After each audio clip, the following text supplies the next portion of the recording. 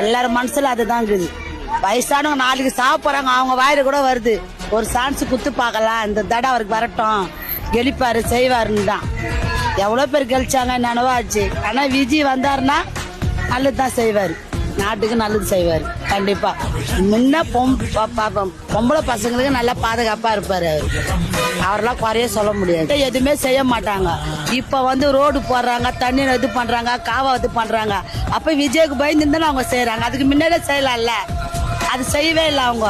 இப்ப எங்க அவர் வந்துட போறான்ட்டு பயந்துக்குன்னு அவங்க செய்யறாங்க. ஆமா, அவர் எங்க வந்துட போறா அவங்க பயந்து தான் செய்யறாங்க.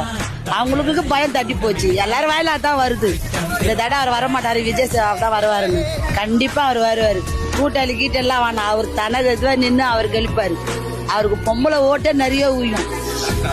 இந்த ஜென்ஸ் இல்லாம லேடிஸ்ல நிறைய பேருக்கு உயும் அவருக்கு. நம்ம குழந்தை கூட அவருக்கு தான் நான் ஓட்டு போடவே என்னதுங்க.